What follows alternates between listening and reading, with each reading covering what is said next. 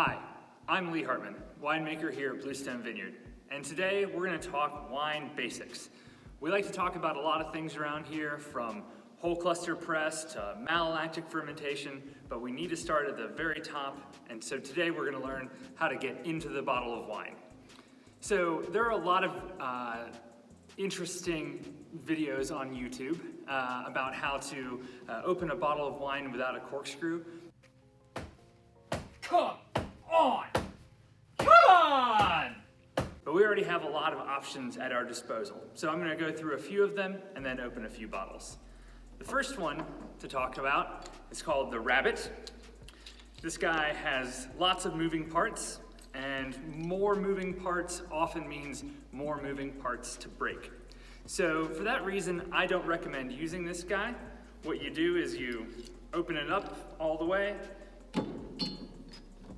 you clamp a bottle in its jaws, and then when you pull the lever, it puts the coil in the bottle. When you pull it out, it pulls the cork out.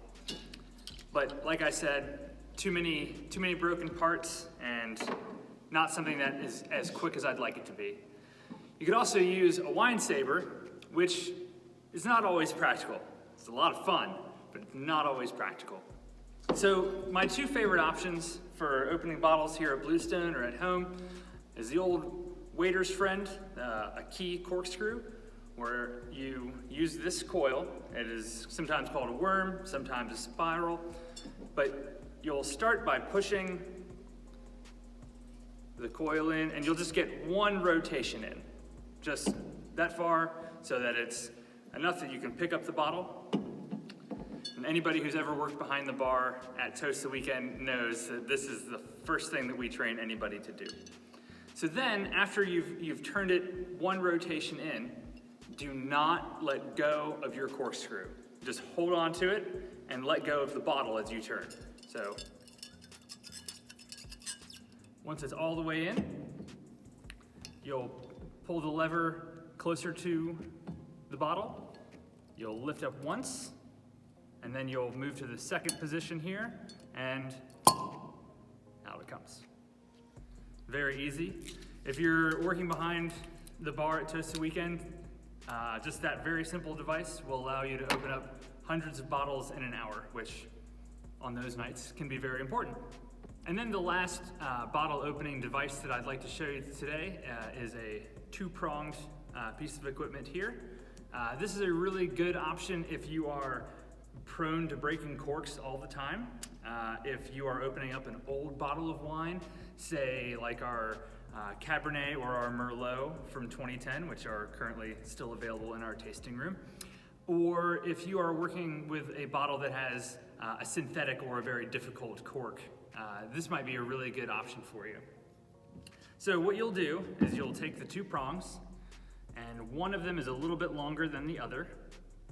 You'll put the long end in first, between the cork and the bottle. And then, once you've wiggled that in, you'll push and wiggle and wiggle and wiggle. And then you'll start to turn. And as you turn, the cork should turn too.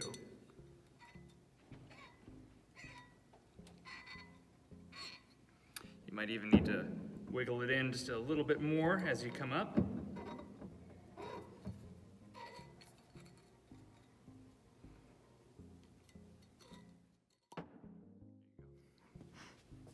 So it should still be resting right between those two prongs, and then you get to enjoy your wine.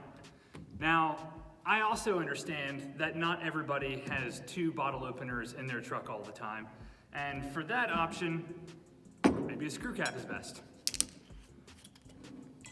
Or I would recommend a can. So thanks so much for joining me today here on Wine Basics at Bluestone.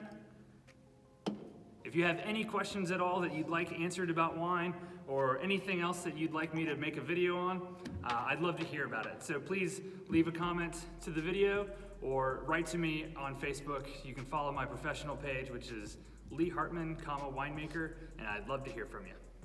Cheers.